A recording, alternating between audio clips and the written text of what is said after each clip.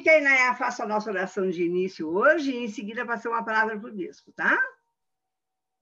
Bondoso Deus, misericordioso Pai, te agradecemos mais uma vez por essa preciosa oportunidade de estarmos reunidos novamente em torno do objetivo de estudar a Tua Palavra. Amém. Obrigada, Senhor, por esse momento tão precioso que o Senhor nos dá. Amém. Pedimos que o Senhor cubra o nosso professor de hoje com as mais ricas bênçãos e que essas bênçãos, ó Deus, sejam também encaminhadas para cada um de nós. Te agradecemos por tudo, em nome de Jesus. Amém. Amém. Então, tá bom. Obrigada, Inaya. Então, tá aí, bispo. É com o senhor, tá? Tá, então, bom dia a todos, a todas. Amém. Não sei se vocês leram a lição que foi enviada, Lucas 18, 1 a 8, cujo tema é a oração, né? A lição coloca como tema, deixa eu voltar aqui que eu estava lá no final, perseverando na oração. Eu acho que nós poderíamos ler aí a parábola, né? Parábola de Lucas 18, 1 a 8, e pedir para vocês ficarem com a Bíblia aberta para a gente fazer uma leitura mais apurada desse texto. A lição, ela faz vários comentários importantíssimos, mas eu acho que valeria a pena se a gente pudesse ler um pouco mais assim o texto e tentando entender a organização desse texto, né? Não necessariamente fazer uma exegese aqui do texto bíblico, né? Que demandaria um tempo maior, mas uma mini exegese rápida, porque eu acho que porque essa parábola, ela é considerada, ela é exclusiva de Lucas, né? Essa e outras, é exclusiva de Lucas. E essa parábola, ela está assim, construída de uma maneira tão engenhosa, vamos dizer. Quer dizer, há uma costura nessa parábola que torna, de certa maneira, ela traz uma certa complexidade na compreensão da parábola, talvez uma das parábolas mais difíceis de serem interpretadas. Assim, quando a gente se depara, né, quando a gente vai fazer um estudo mais detalhado, né, da parábola, a gente vai se dar conta de uma série complexa, vamos assim dizer, de temas teológicos que estão presentes na parábola e que estão resumidamente colocados na lição, tá? Então, esses temas teológicos estão colocados na lição. Mas é considerada, então, uma parábola assim, complexa na sua leitura. Mas, por outro lado, também, ela traz uma certa minúcia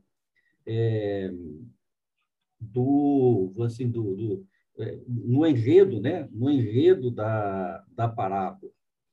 O título não deveria ser a parábola do juiz iníquo, né? Esse título foi colocado depois. Poderia ser o juiz e a viúva, né? Mas, enfim, o título está colocado ali e o título, às vezes, nos remete a fazermos já uma leitura a partir da ideia do juiz iníquo. E aí a gente pode perder alguns detalhes da parábola por conta disso. Então, se a gente lê a parábola ali, retirando o título, né? Ela nos daria um pouco mais assim de amplitude na leitura, na interpretação da parábola. Ou até poderíamos chamá-la de o juiz e a viúva. Mas vamos ler a parábola, depois a gente conversa. Eu peço que vocês, se estiverem com o texto bíblico aberto, que mantenham para a gente fazer aqui um exercício, tá? Bom, eu posso ler, mas se alguém estiver com um texto aí e quiser ler.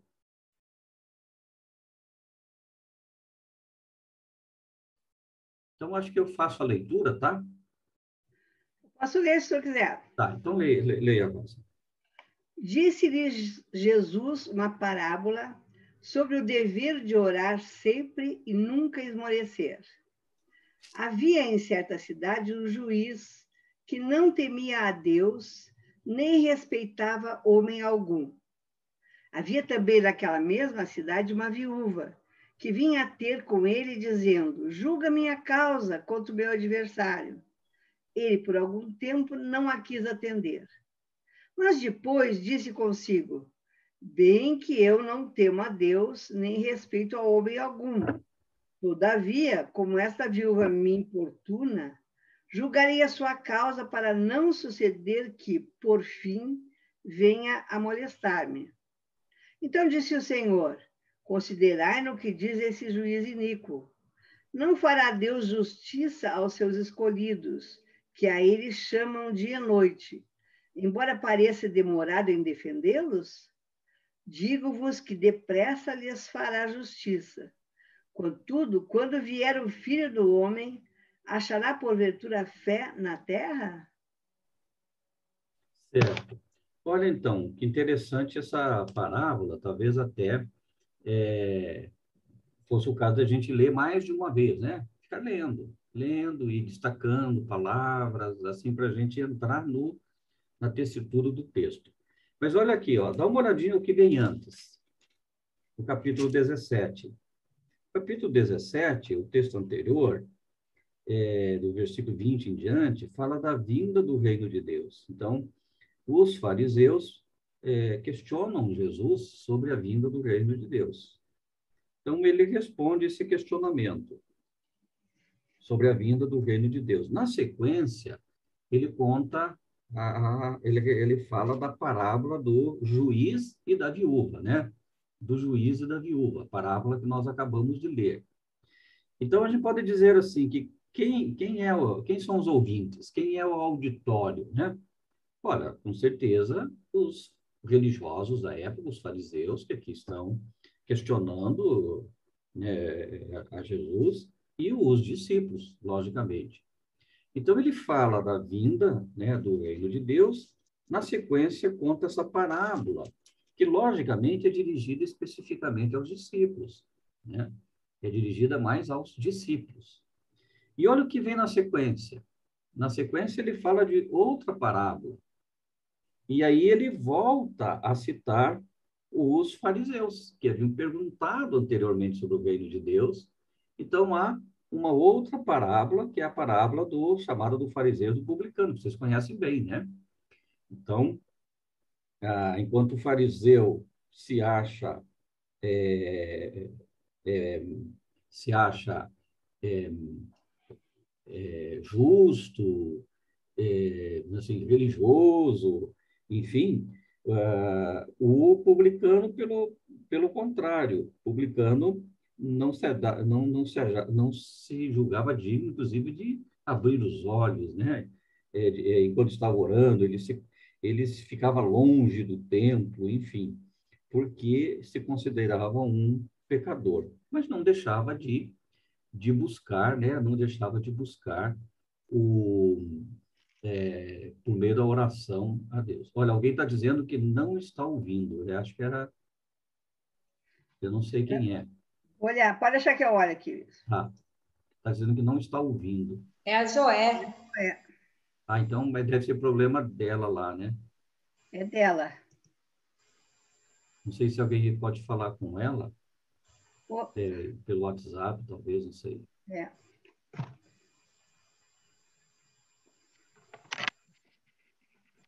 Deixa que eu vou. Eu vou falar que alguém vai ligar.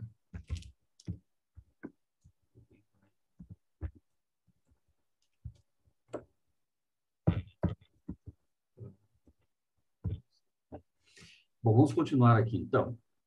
E aí tem uma parábola do fariseu, porque elas têm conexão entre si. E aqui são, dentre as parábolas que só Lucas relata, estão duas delas. Não me lembro agora se são 5, se são 7 parábolas que só são encontradas no Evangelho de Lucas. Aqui estão duas delas.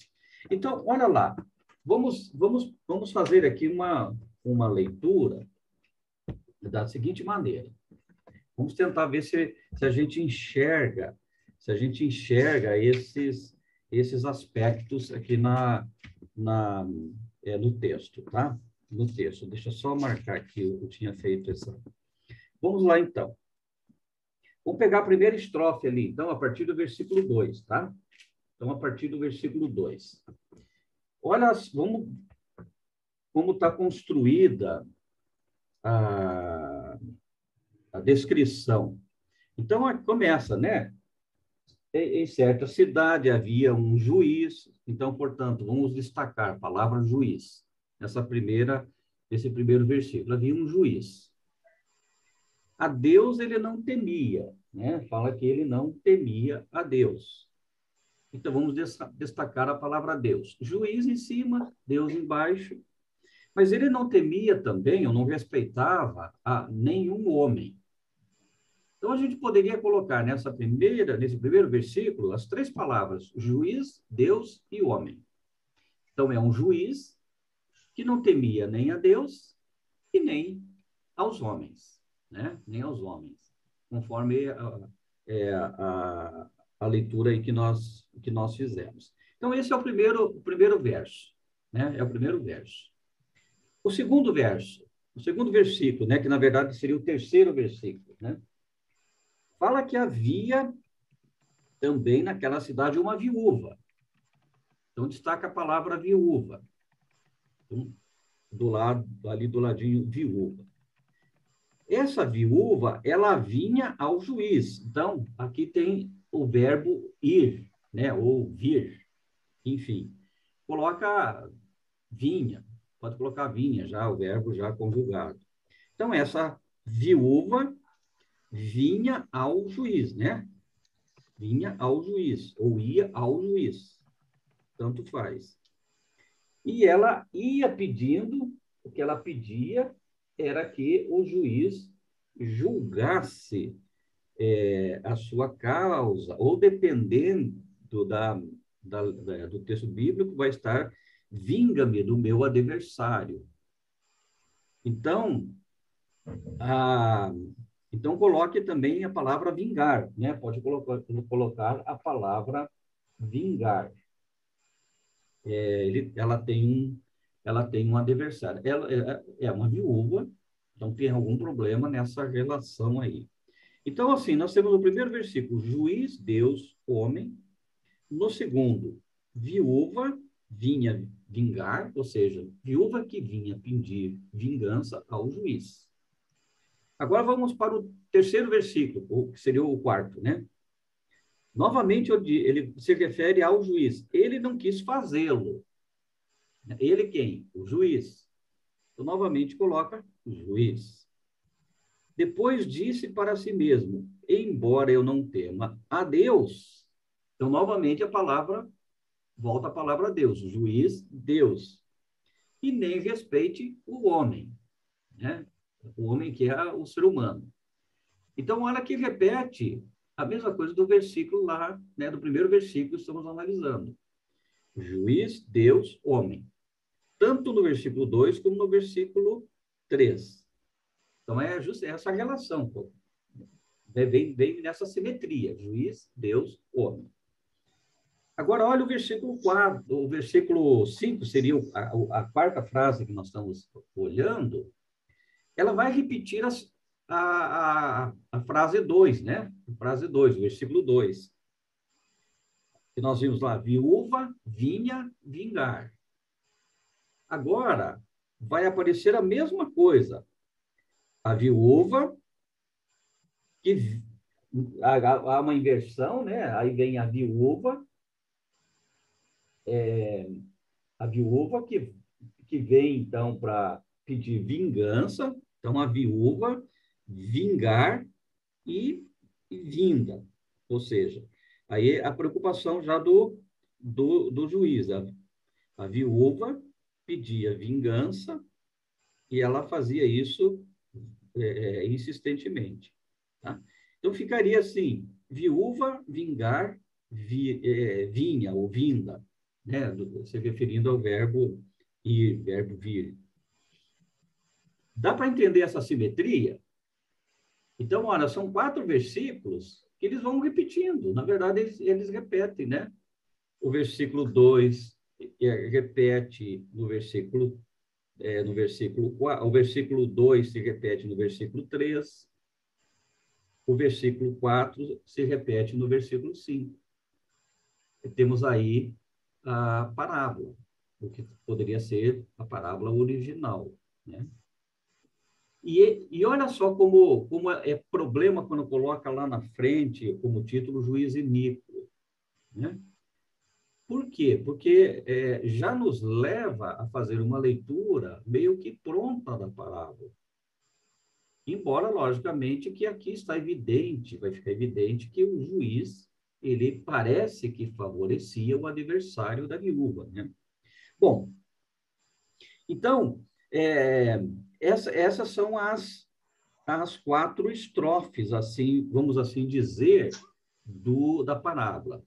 Então, 4 estrofes que, na verdade, se resumem em 2, porque elas são repetidas, né? Elas são repetidas. Então, olha assim que essa simetria e essa construção, porque elas nos remetem, então, a algumas questões. Por isso que, no começo lá, eu falei talvez de uma certa complexidade de temas teológicos que estejam presentes na parábola. Então, vamos começar. Com relação ao juiz, há uma referência, há uma indicação no segundo livro de Crônicas, no capítulo 19, dos versículos 4 a 6, que falam, texto que fala como deve ser a postura do juiz, né, do magistrado. Olha o que diz o texto, eu vou ler para vocês aqui. É o rei Josafá instituindo juízes para julgar os problemas, né, do povo. E olha o que ele diz, eu vou ler na versão que está aqui no texto que eu estou utilizando. Vede o que fazeis, porque não julgais da parte do homem, e sim da parte do Senhor. E no julgardes, ele está convosco. Então, olha lá, juiz, Deus, homem, né? Juiz, Deus, homem. Viúva, vinha, vingar. Então, olha, aí continua o texto de Crônicas. Agora, pois, seja o temor do Senhor convosco. Tomai cuidado e fazei-o, porque não há no Senhor nosso Deus injustiça, nem parcialidade, nem aceita ele suborno. Então, essas recomendações do rei Josafá, que estão descritas em segunda Crônicas, na verdade, é como que um paradigma, uma jurisprudência, vamos assim dizer, ela é um referencial para todo esse aspecto, né, que envolve o direito e a justiça de Javé, o direito e a justiça de Deus. Então, aqui o texto remete justamente à justiça, ao direito e à justiça de Deus. Vocês sabem, e vocês devem saber, logicamente, que no transcorrer do Antigo Testamento, e principalmente os profetas, eles vão sempre abordar e denunciar quando o direito e a justiça de Javé não estão sendo respeitados. Então, a grande fala, né, dos profetas é o direito e a justiça de Javé. Se os reis, os governantes, os líderes não observam o direito e a justiça de Javé, os profetas proclamam. Mas os juízes, aqueles que julgam o pleito, a necessidade do povo, têm esse direito e essa justiça de Deus como referencial, né? Como referencial. Então, essa parábola ela remonta não só a esse texto de Crônicas, mas ela remonta também até textos paralelos que estão fora do texto considerado bíblico, mas que são textos históricos e que vão também construir, vamos assim dizer, esse tipo de gênero, que é a parábola, mas vamos construir essa narrativa, sempre contendo a figura da mulher, a figura da viúva, né? A figura da viúva. Mas é importante a gente fazer essa relação com crônicas. Bom, agora vamos para o seguinte, para a estrofe 2 lá, que é a viúva vinha vingar, né? A viúva vinha vingar. Então, havia na cidade uma viúva que vinha ao juiz pedir vingança do adversário. Então, aí a gente tem que também entrar na história do Oriente Médio. Quem é que pedia vingança? E, na verdade, talvez não fosse nem vingança, ela pedia justiça. Quem é? É uma viúva. Então, é uma mulher viúva, que possivelmente está tendo problemas com herança. Ou alguém da família está lhe causando injustiças. Então, nós vamos ter aqui a presença de um representante, ou de uma representante de um dos grupos vulneráveis. Aí, se a gente volta ao Antigo Testamento, a gente vai lembrar também, assim, todo o código legal que foi desenvolvido, que o direito e a justiça de Javé alcançavam, primeiramente, o órfão, a viúva e o estrangeiro, né? Ou seja, o órfão, a viúva e o estrangeiro deveriam ser objeto, né? Ou deveriam ser aqueles que deveriam ter sempre garantidos o direito e a justiça de Javé. Então, são grupos vulneráveis: o órfão, a viúva e o estrangeiro. No caso, a viúva. Então, no Oriente Médio, e aqui na história bíblica, a mulher não vai até o fórum onde está o juiz pedir para o juiz julgar, né? Ela sempre se faz representar por um homem, um patrono, né? Um patrono, nós chamaríamos aqui um advogado, ou por alguém da família, um homem da família, queria defender o seu pleito. Então, a mulher não vai ao fórum, a mulher não vai até o magistrado. Agora, essa mulher vai. Então, ela é viúva, portanto, ela é mulher e viúva, duplamente discriminada, né? Duplamente discriminada, porque a mulher viúva, ela fica sem a proteção, né? Da casa, do pão, e sem a proteção, numa linguagem mais simbólica, de Deus, né? A mulher viúva, ela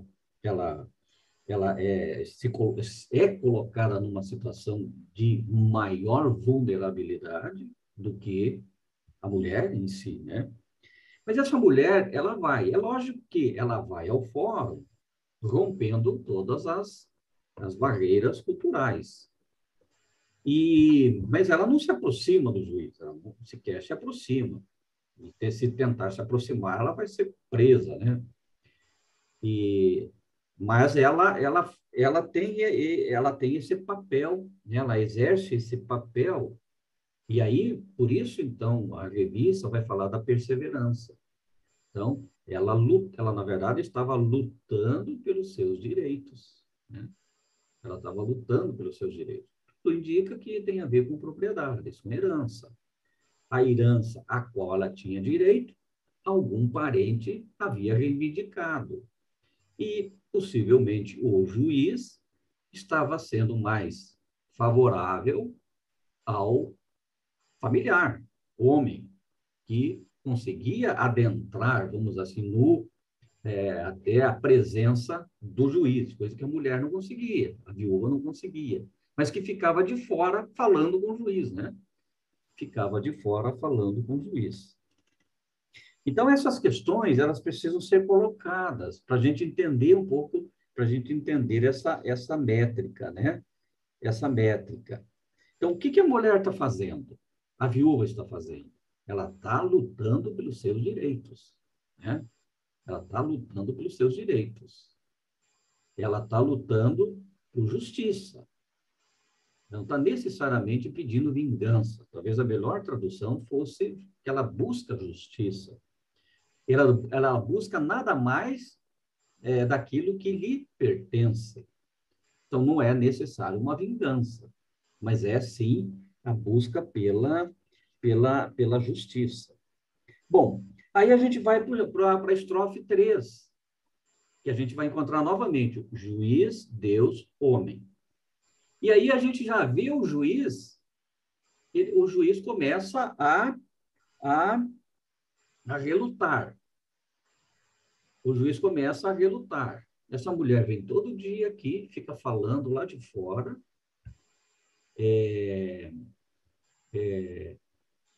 Embora eu não tema Deus, também não temo os homens, mas essa mulher pode me molestar, a palavra molestar, que eventualmente poderia ser entendido como um soco no olho. Jamais essa mulher faria isso. Mas a ideia é de que essa mulher pode acabar com a minha reputação. Vamos esquecer que a parábola diz que ele é iníquo. Mas a mulher pode acabar com a reputação. Ou seja, essa mulher que vem gritar aqui no fórum vai acabar com a minha reputação. Por quê? Porque ele deve estar favorecendo o adversário da viúva, que é um parente, um parente próximo. Então, ele fica relutante. Ele fica relutante.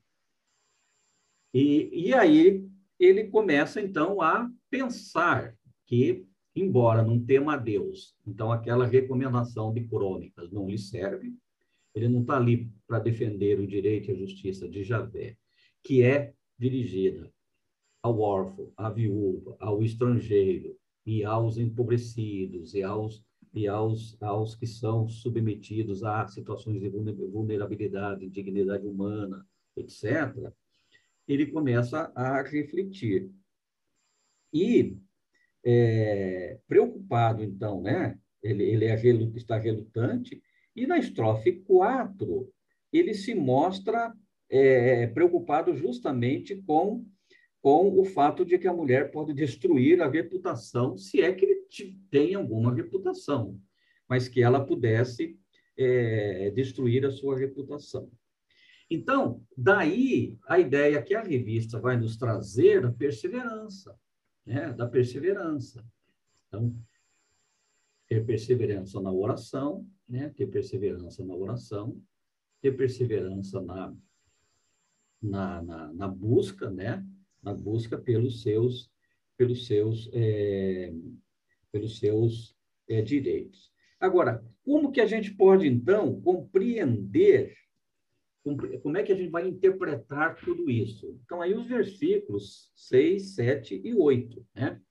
Que a gente pode também analisá-los agora. Então, a gente pode agora, porque a resposta está aqui, né? A parábola, a gente sempre vai tirar a lição da parábola no final. Então, veja o problema dessa, colocar o juiz iníquo, porque aí o juiz está representando Deus. Então, não dá para chamar o juiz de iníquo assim. O que pode dizer é que há um juiz que não está cumprindo o direito e a justiça de Javé. Mas, por insistência da viúva, né? Porque ela perseverantemente busca aquilo que lhe pertence, portanto, busca justiça, o juiz acaba por favorecer, né? Favorecer a mulher. Ou seja, dar-lhe aquilo que lhe é de direito. Mas olha agora os versos 6 e 8, que a gente pode fazer agora, vem a comparação, né? Vem uma certa comparação aqui do juiz com Deus. Como é o juiz, né? E como, então, essa relação do juiz e com Deus. Então, agora aparece a palavra no versículo 6, a primeira vez que vai aparecer a palavra juiz iníquo. Ouçam bem o que diz esse juiz iníquo. Então, esse termo só está no final. Ouçam bem o que diz esse juiz que não se pauta pelo direito e pela justiça de Javé.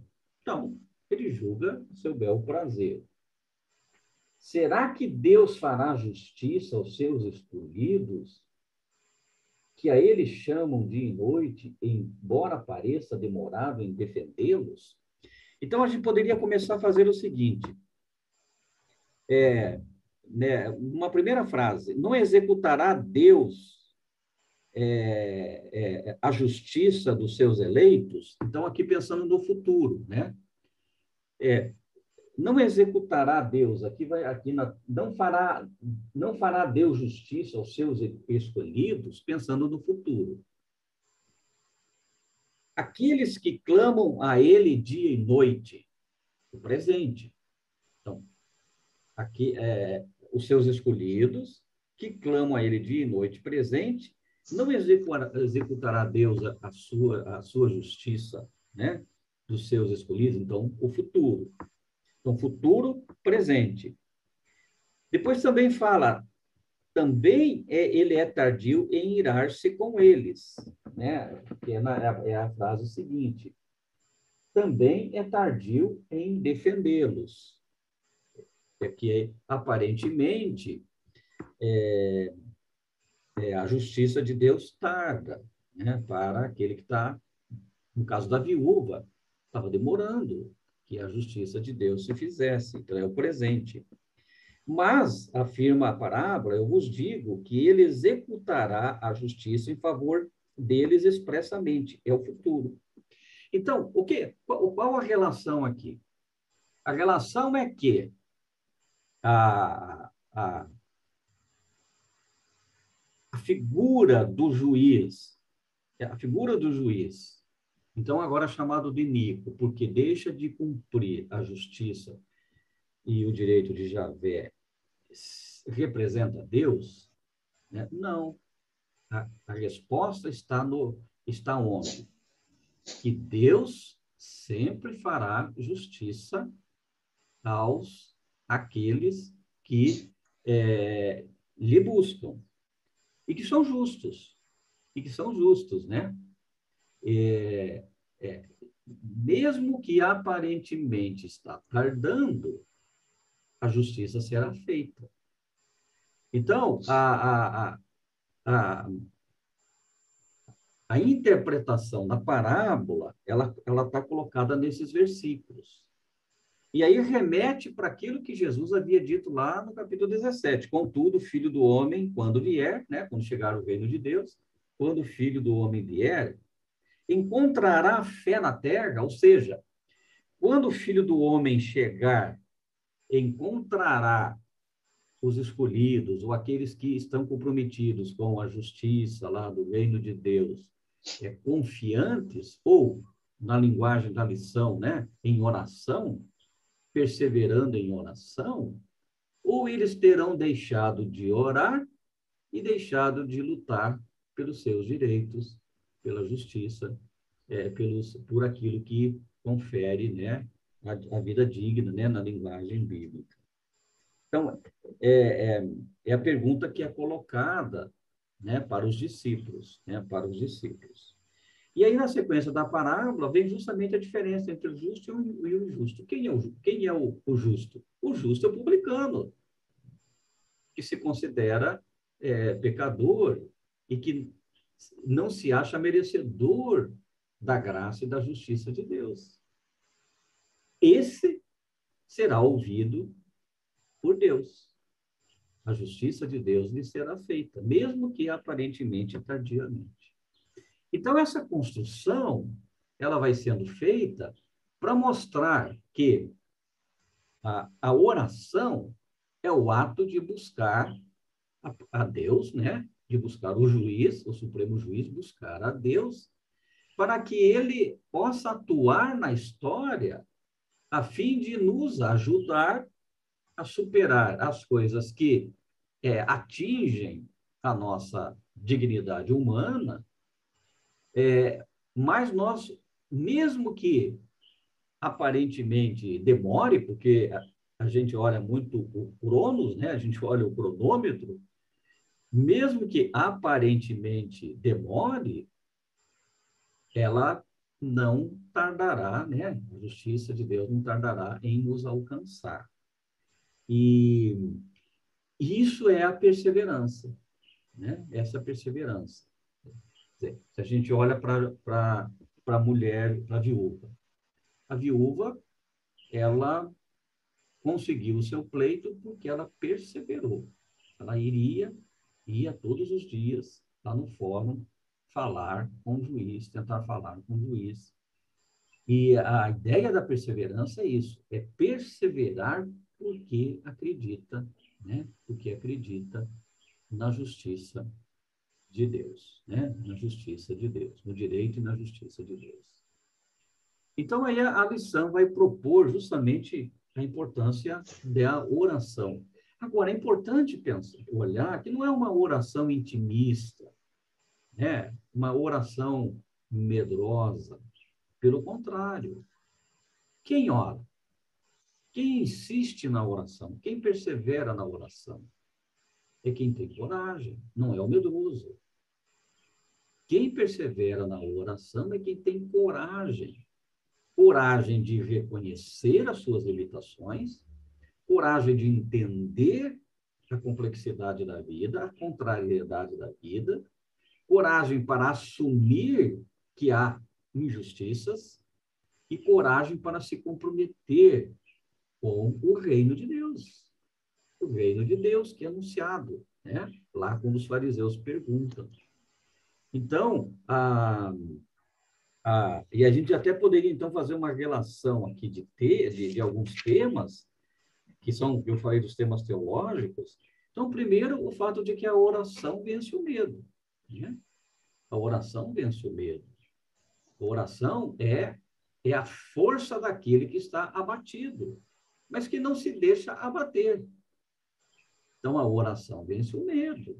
A oração é uma expressão de coragem, de pessoas que estão lutando. E aí, essa é a pergunta que Jesus faz. E como vocês estarão quando o Filho do Homem voltar? Né? Se referindo aqui à parousia, né? A parousia. Como vocês estarão? Orando, mas a oração é uma oração intimista, orando porque estão com medo, ou estão orando porque estão superando o medo e porque têm coragem de enfrentar o presente e o futuro, sejam quais forem as circunstâncias. Então, essa é uma questão posta aqui nessa parábola. E aí, toda essa questão de, tem que esperar a ação divina sobre as nossas vidas. É isso mesmo. É esperar a ação divina, porque aí vem toda essa ideia. A oração move a Deus. Deus precisa que nós oremos. Não, a graça de Deus sempre será dirigida a nós. A oração move o orante, né? A oração transforma o orante. A oração impulsiona o orante. A oração fortalece o orante. Porque Deus não precisa que oremos para Ele agir em nossas vidas. Ele agirá pela sua graça. A oração é uma expressão da nossa coragem, do nosso compromisso e da força que nós buscamos, mesmo onde não temos. Porque temos um compromisso, né? Um compromisso com a vida plena, né? A vida plena. Então, assim, é para diminuir, para minimizar, desvalorizar a oração na igreja, o grupo de oração? Não, pelo contrário. Pelo contrário. É para estimular. A oração é para os corajosos. Não é para os que estão acovardados. A oração é para aqueles que têm a força de acreditar no reino de Deus e na sua justiça, né? Então, não é para acabar com os grupos de oração. mas também não é para ficar com uma oração intimista, né? Senhor, vem e faz aquilo que eu preciso, né? Não é dar ordens para Deus. A oração é uma expressão da nossa humanidade. Quando nós nos apresentamos do jeito que estamos, assim como a viúva, né? A viúva se desnudou perante, assim, usando esse termo, perante o juiz. Quando ela diz, ela está sozinha, não tem quem defenda, mas ela vai atrás. E ela grita lá fora do fórum, porque não deixa ela entrar. E o juiz está incomodado já com isso, porque o juiz sabe que ela tem direito, né? O juiz da parábola sabe que ela tem direito. E aí a insistência dela faz esse juiz mudar, né, o seu veredito. Quanto mais Deus, que é justo, o fará, né, sempre em prol daqueles que são, né, na expressão da parábola, os escolhidos. Ou seja, daqueles que, mesmo enfraquecidos, continuam acreditando, né, no reino de Deus e na sua justiça. Outro tema é a persistência na oração, que é uma expressão da piedade, né? Uma expressão da piedade. Então, persistir na oração é parte integrante da piedade. Ela compõe a nossa espiritualidade. É um tema que também pode ser desenvolvido. A oração, ela se dirige a um juiz justo ou um pai amoroso, né? E a gente vai lembrar de outras parábolas. Então, a oração é sempre dirigida a um pai amoroso, um Deus justo, e não um juiz caprichoso, né? Um juiz vaidoso. Pelo contrário, a oração é dirigida a um Deus amoroso. Deus está presente na história humana, portanto, está presente conosco e realizará os objetivos à luz do reino de Deus na nossa vida, né? Se necessário for, vingará os seus eleitos, mas a vingança, se houver, é do Senhor e não nossa, né? Por isso que a gente costuma fazer assim, tem pessoas que cometeram injustiça comigo, né?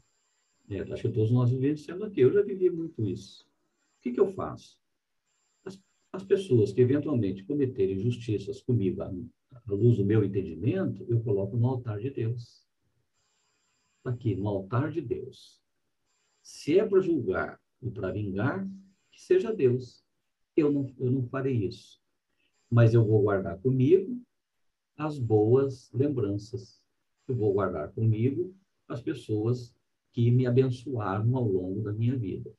Aquelas que, de alguma maneira, causaram injustiças ou forem injustas comigo, eu coloco no altar de Deus.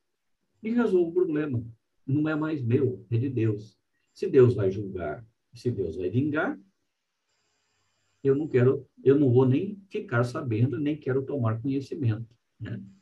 Então, e é isso que, de certa forma, a parábola também traz esse tema teológico que é muito complicado para a gente, né?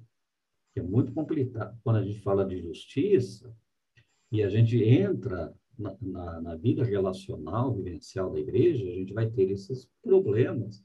E, às vezes, as pessoas tentando criar espaços de vingança, né? Eu já estou concluindo. E uma outra questão, que acho que também entra aqui, e a gente vai ver isso na Bíblia toda, no caso da parábola, uma mulher viúva, vulnerável, ela é utilizada como exemplo, né? Se a gente entra no contexto histórico da época, essa mulher nada era, né?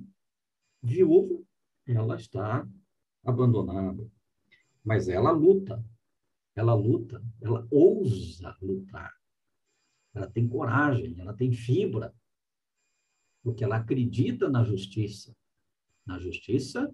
do Senhor da vida, que naquele momento seria feita por mediação do juiz da história. Né?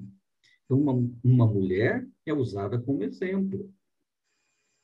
E isso é importante a gente perceber, porque a gente tem uma perspectiva muito machista, inclusive na Bíblia.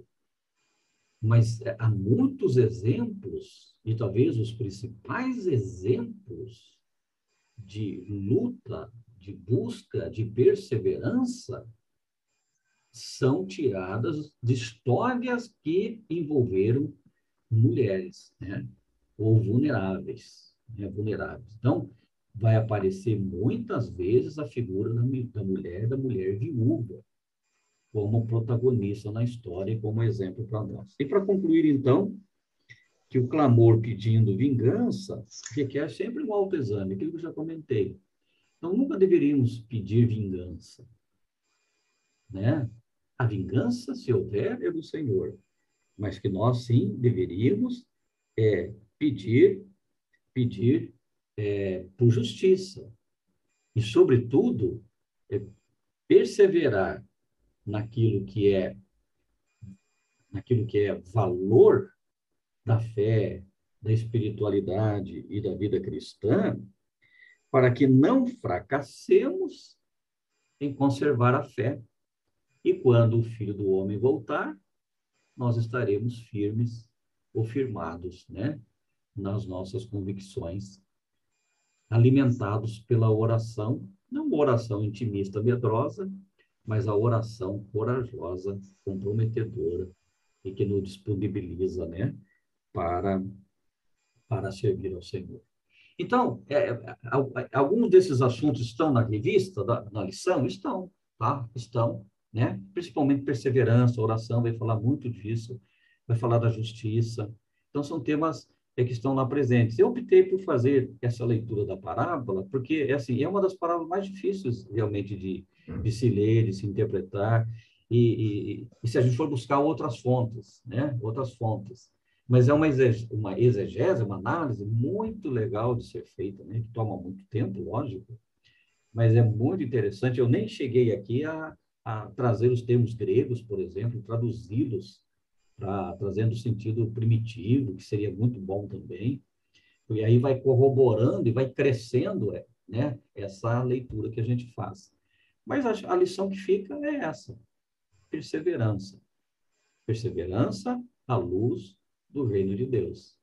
E quando o Filho do Homem voltar, não sabemos quando, se for na nossa geração, que ocorra a parousia, nós estaremos firmes, lutando em prol do reino de Deus e a sua justiça. Então, acho que era isso que eu colocaria para vocês. Eu tinha que talvez falar um pouco menos, me alonguei um pouco até demais, mas deixaria então agora a Rosa, a irmã, Edivaldo e demais irmãs, para vocês completarem, né? Completarem com a reflexão de vocês e aquilo que vocês extraíram da leitura e da lição. Obrigada, Bispo. Que bom, muito bom. Agradeço muito a sua participação aqui, sempre que traz um jeito novo de olhar para a questão, né? Então, assim, quando o senhor faz essa exegese toda do texto, o senhor entra no texto por um outro lugar, né? Que é o lugar do texto, do estudo bíblico mesmo. Me chama muito a atenção o papel dessa mulher, porque eu acho que ela faz duas coisas do paralelo. Ela persiste em oração, ela está ali, de alguma maneira, como todos nós, cotidianamente, assim, entregando a vida, os filhos, os problemas, as dificuldades, sempre nas mãos de Deus. Mas ela não fica parada, né, só esperando, ela vai. O versículo 3, né, insiste: havia naquela cidade uma viúva que vinha a ter com o juiz, dizendo: julga a minha causa contra o meu adversário. Então, ela faz o papel dela de quem intervém, né? Ela faz a interferência. E ela vai todos os dias, parece que lembrar a Deus, ao juiz, assim, ó, julga a minha causa, estou com problema. Daqui pode vir solução, né? E muitos de nós fazemos coisas semelhantes em relação a outras questões. Mas ela não descuida da oração, ela persevera. A palavra perseverar é muito interessante, né? Porque ela vai em busca da veracidade das coisas, perseverar, né? E ela insiste em colocar o carro no trilho. É essa a sensação. Quando ela vai para frente do fórum, lá deve ser o fórum deles, e diz assim, o juiz julga minha causa contra o meu adversário, ela está dizendo, olha para mim e me ajuda a solucionar, né? Mas ela está fazendo isso num processo de interferência real. Na vida civil, vamos dizer assim, na vida em sociedade, ela vai lá e reivindica. É como se a gente tivesse tido um problema com a entrega de algum produto, a gente vai para o PROCON, olha, PROCON, cuida de mim, tu está aí para isso, esse é o teu papel. Mas, ao mesmo tempo, ela, na intimidade da oração, ela persevera dizendo, Senhor, tem misericórdia de mim, porque também o julgamento não garantia que fosse a favor dela, né? Então, ela também precisa da interferência. Então, assim, me chama muita atenção, eu acho muito bonito o papel dessa mulher, assim, eu acho que ela ela representa, né, e talvez o ideal de ação para todos nós cristãos, que é não se afastar do joelho posto no chão, né, orando, pedindo que Deus faça o melhor sobre as coisas que nós necessitamos, e, ao mesmo tempo, na perspectiva do limite humano dela, ela vai lá tentar agilizar quem deveria efetivamente, na sociedade organizada da época, fazer o seu papel, que poderia vir a beneficiá-la, né? Então, eu acho muito legal, porque quando o capítulo 17 ali trabalha a questão do reino, né? Exatamente, ele vai dizer, o reino tem que ter esse tipo de justiça, né? Uma justiça que vem de Deus e uma justiça que vem dos homens. É aqui que a gente encontra a efetiva justiça que pode nos beneficiar a todos, vamos dizer assim, não beneficiar só alguns, os poderosos, né? Mas com isso eu abro aqui a nossa conversa e temos no início a gente combinou, porque como muitas pessoas disseram que tinham um compromisso, a própria Zoé, não sei quem mais, a Rinalva tinha compromisso, a partir das 11 a gente se organizou para trabalhar o estudo até as 11 e depois abrir, fica quem pode, né? Então, vamos abrir agora para ver quem quer participar. Abram os microfones de vocês, que é para a gente poder ouvir as contribuições que cada um de vocês possa ter, tá? Aberta aí a possibilidade de conversar. Quem quer falar? Para quem chegou depois, só lembrando que hoje muitas pessoas hoje justificaram a ausência, tiveram problemas, então a gente está com um grupo um pouquinho menor, lamentavelmente, mas por questões que todo mundo justificou, tá? E Nayá, quer falar, por favor. Eu, em primeiro lugar, gostei muito da explicação do bispo Josué, foi sensacional, e eu quero dizer que eu admiro bastante como Jesus trata as viúvas em várias oportunidades, o quanto ele traz esse problema. Porque eu, como viúva, hoje, sou uma privilegiada, né? Porque a gente não passa nunca todo esse tipo de problema. Agora, eu imagino, naquela época, que dificuldade que devia ser para uma viúva reclamar os seus direitos, né? E Jesus põe essa parábola de uma forma assim tão bonita que é um alento, né? Para a gente saber o quanto elas eram valorizadas por ele. Achei muito boa, viu, bispo? A explicação, a explanação foi muito boa.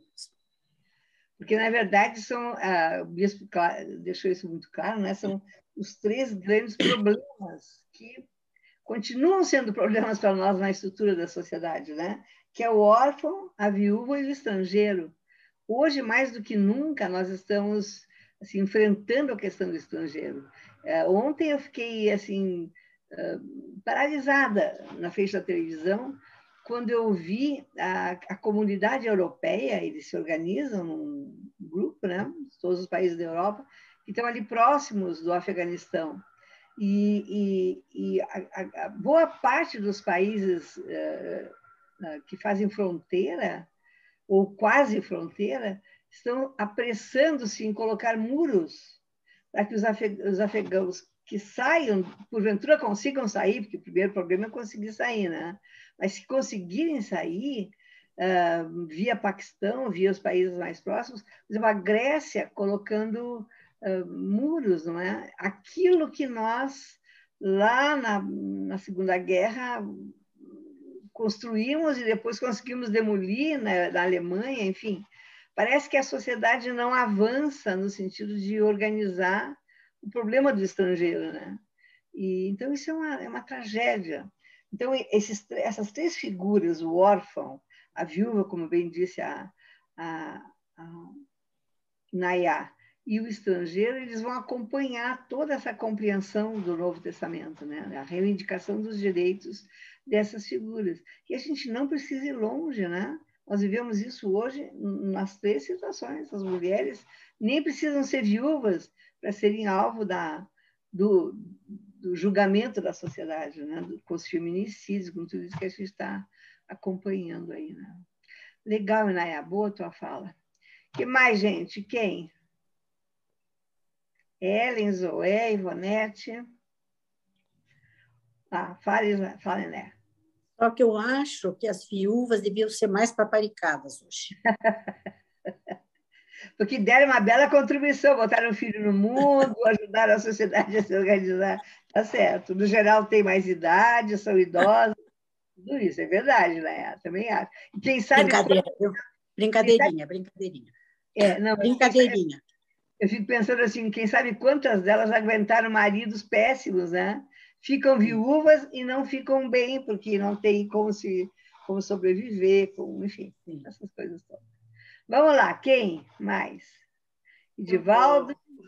Vou dar uma contribuição. Ellen, vai lá, Ellen. Primeiramente, agradecer pela maestria que o Bispo Josué traz para a gente essa lição. Essa questão que a gente fez aqui com os versículos foi muito bacana. É realmente uma maestria. Obrigada. E dentro do que a gente construiu aqui, da questão da coragem para orar, você pedir a justiça, o autoexame, foi muito bacana. E aí eu faço o exercício de voltar no texto, que são os últimos versículos, que é colocado do próprio juiz, dizendo, por acaso não fará justiça aos escolhidos?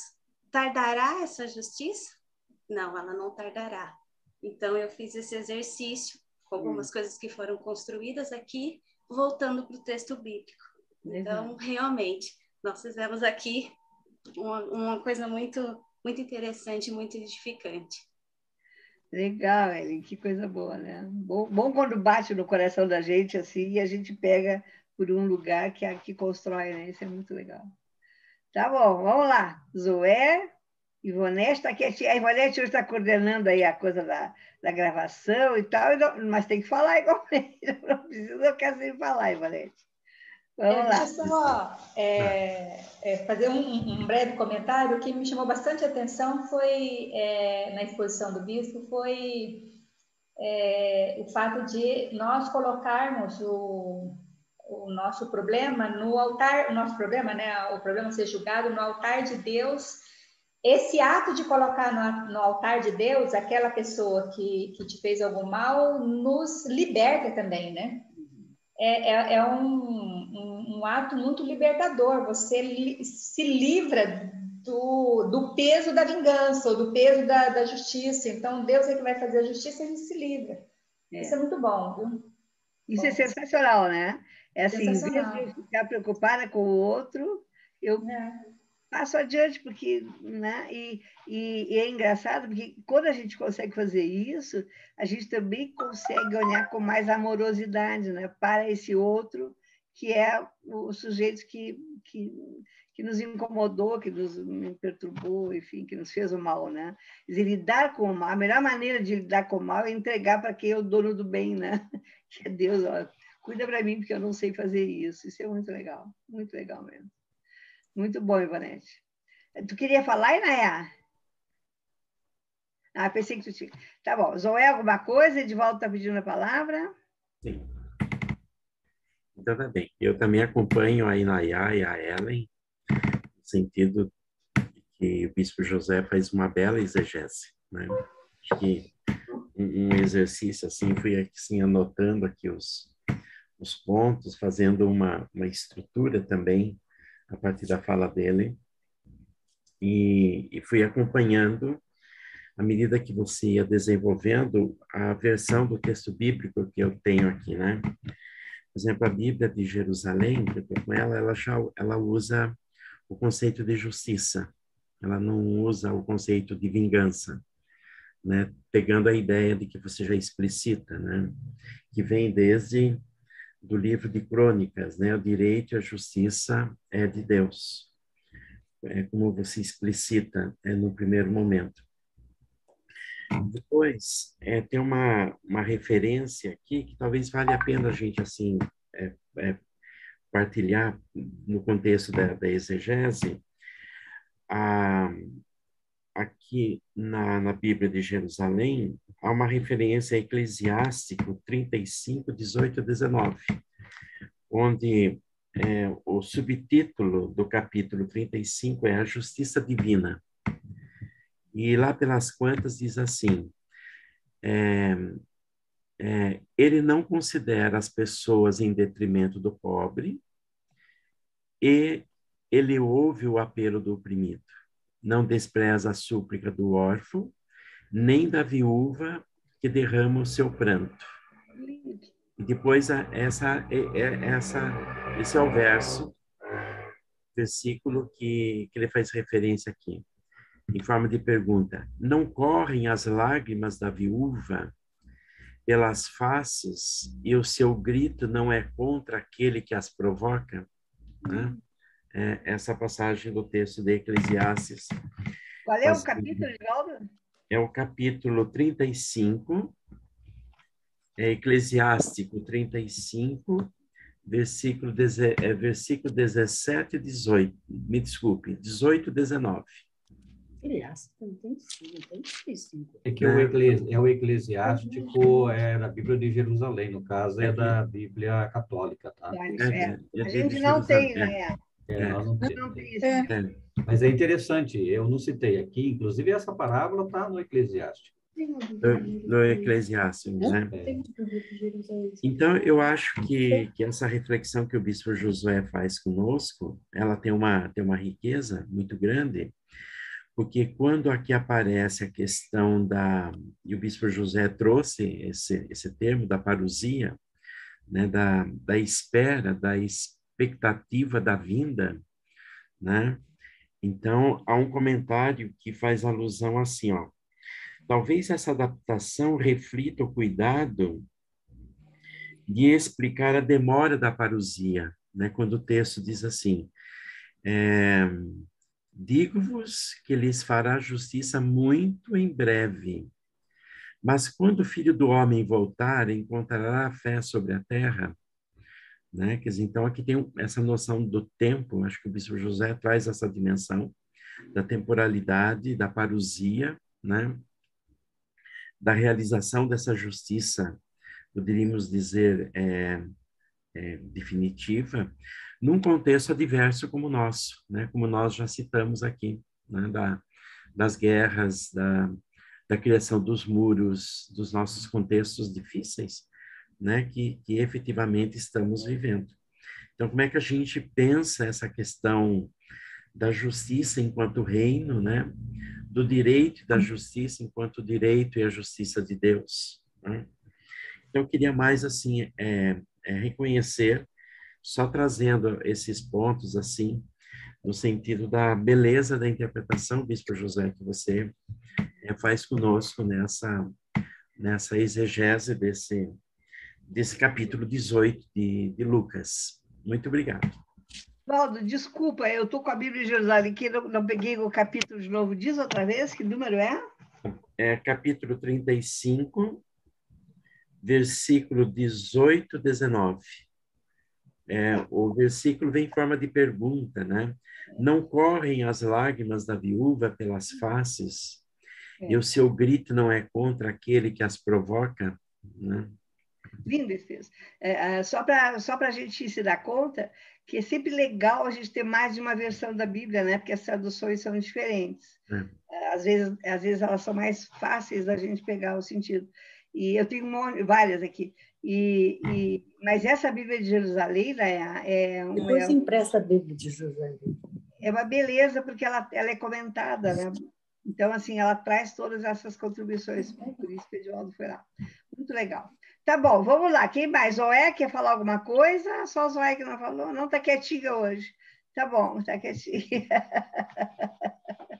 Muito bom. Mas então é um pouco isso, né? Eu acho mesmo que o senhor fez uma coisa interessante hoje conosco aqui, porque a gente, no geral, assim, usa ou slides, né? Ou usa o texto da revista e o senhor foi para o lado do estudo bíblico. E está todo mundo aqui com a sua Bíblia, tá? A gente está vendo que está todo mundo catando. Eu estava desde o início já catando aqui. Então, isso é muito bom, porque desperta em nós essa capacidade do estudo, né? Estudar é muito bom, estudar é uma coisa sensacional, porque a gente não termina nunca, a gente vai, né? A gente pode repetir esse estudo bíblico 5 vezes, nas 5 vezes nós vamos achar coisas interessantes, comentários bons e tudo, né? A Eri chegou até a mandar um coraçãozinho aí. Então, mas acho que é isso, né? Muito bom, assim, a gente... E eu queria confessar para vocês uma coisa, porque como eu estou fazendo essa parte da coordenação da classe, no geral eu tento, assim, dividir com a Darlene, com o Luiz, até com a Zoé, enfim, vou Edivaldo, vou conversando coisas. E a gente ficou no impasse nesse mês de agosto, porque a revista não ia chegar, enfim, o que fazer, né? Claro, a gente podia usar essa alternativa das revistas anteriores, que foi que a gente usou, mas foi muito interessante que eu peguei essa revista, que tem essas lições aqui, e bati o olho, assim, e elas vinham as parábolas todas num conjuntinho, assim, né? E eu disse, bom, eu acho que é parábolas. E aí eu fiz uma coisa que eu nunca faço. Eu não consultei ninguém. Eu catei as lições e pedi para a Darlene digitalizar para nós. Assim, não socializei a decisão, né? E eu acho que elas estão sendo muito boas. Essa está sendo muito interessante. A do próximo domingo eu acho que vai ser muito legal, porque aqui fala sobre administração, sobre gestão. Pega todo mundo, porque todos nós, num cenário menor ou maior, somos gestores, né, da nossa vida, da nossa casa, das relações com os nossos amigos, das nossas coisas, e alguns de nós somos gestores em mais alto nível, né, em cargos, em funções. Então, acho que a lição do domingo que vem vai ser muito interessante. Não foi à toa que eu pedi para o Luiz, não. O Luiz é uma pessoa que tem tido uma experiência muito rica em termos de gestão de processos, tanto no âmbito menor, nacional, como no âmbito internacional. Isso vai ser muito legal. Tá certo? Bom, só para terminar, nós já temos as 3 primeiras lições da próxima revista que vai chegar, digitalizadas aqui. A Darlene já fez isso para mim. Então, nós vamos começar no dia 1º a revista nova mesmo, embora talvez não tenha chegado na mão de vocês ainda a revista física, mas vamos fazer com a lição digitalizada, tá certo? E aí na sequência eu vou avisando vocês como é que nós vamos fazer quando elas chegarem para entregar. Provavelmente a gente vai deixar na igreja, algum de nós fica na igreja e a gente passa para pegar, como foi da outra vez, né? Ou alguma pessoa se dispõe a levar para os outros, aquela lógica que nós já tínhamos feito no semestre passado. Tá certo? Podemos terminar? Vamos lá? Então, assim, pedindo a Deus que nos abençoe e nos guarde nessa semana, vou pedir que a Zoé faça uma oração para nós e agradecendo também ao bispo a disponibilidade dele conosco. Depois, quando a gente começar a revista, eu faço nova proposta e aí o senhor veio outro dia para trabalhar as lições da próxima revista. Tá bom? Vamos lá, Zoé. Querido Deus, nosso Pai, nós te agradecemos por esse momento de escola dominical, em que buscamos aprender mais e mais a Tua palavra. Pedimos ao Pai que o Senhor nos abençoe neste dia, nos conduza em tudo o que temos que fazer. Abençoe os nossos irmãos, os nossos alunos da escola dominical, eles também, junto com as suas famílias, sejam alcançados. Obrigado, Pai, continue conosco. Perdoe, Senhor, as nossas falhas. É o que te pedimos agradecidos, no nome de Jesus. Amém. Amém. Estamos perseverando na oração, né? Segunda lição de hoje é bem isso, né? Tá bom, queridos. Uma boa semana, viu? Deus abençoe. Tchau, então. Para vocês Boa também. semana. Bom Um abraço para beijo. todos aí. Tchau, tchau. Tchau. Tchau, Tchau, tchau. tchau. Tchau.